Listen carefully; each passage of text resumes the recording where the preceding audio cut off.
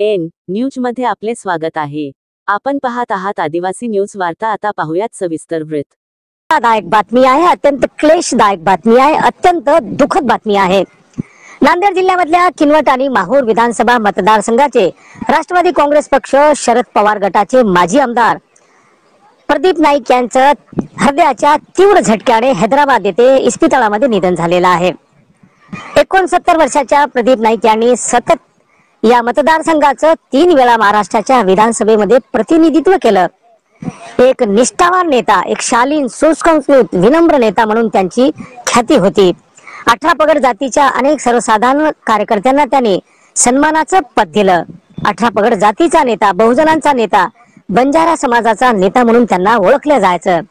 आज संपूर्ण किनवट माहूर विधानसभा मतदारसंघावर ही वार्ता ऐकल्यानंतर शोककळा पसरलेली आहे। माजी आमदार प्रदीप नाईक यांचं पार्थिव हैदराबादहून रुग्णवाहिकेनं निघालेलं आहे। त्यांचं पार्थिव किनवट तालुक्यातील त्यांच्या राहत्या घरी दहिली तांडा येथे मतदारसंघातील नागरिकांसाठी दर्शनासाठी ठेवण्यात येणार आहे। साधारणतः 3 वाजेपर्यंत त्यांचं पार्थिव दहिली तांडा येथे पोहोचेल असं सांगण्यात येत आहे। पण अंतिम विधी म्हणजे अंतिम क्रिया कधी होणार आहे याबाबत कुटुंबाकडून आणखी काही अधिकृत अशी माहिती मिळाली नाहीये। पण साधारणतः उद्या सकाळी अंतिम विधी होऊ शकतो अशी शक्यता वाटत आहे। नवीन वर्ष नवीन संकल्पना घेऊन येणार होतं। नवीन वर्ष नवीन ऊर्जा, नवीन स्वप्नांना भरारी देणार होतं।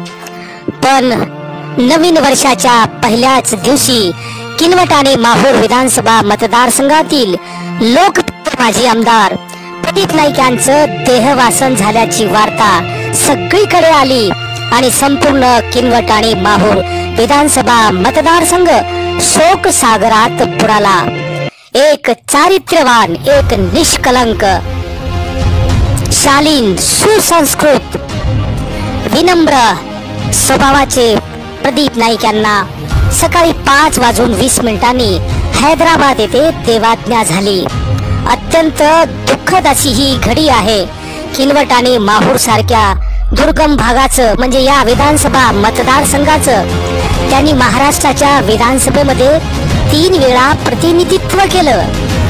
2024च्या विधानसभा निवडणुकीत ते पराभूत झाले, पण 87,000 मतदारांनी त्यांच्यावर प्रचंड असा विश्वास दाखविला। सातत्यानं 3 वेळा या मतदारसंघाचं आमदार होण्याचं भाग्य लाभलं। त्याचबरोबर 5 वर्ष ते वसंतराव नाईक महामंडळाचे अध्यक्षही होते। राज्यमंत्री पदाचा दर्जा होता।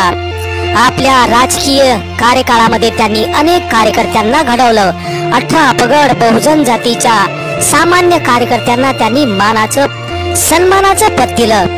म्हणून प्रचंड असा त्यांचा या मतदारसंघावर पगडा होता।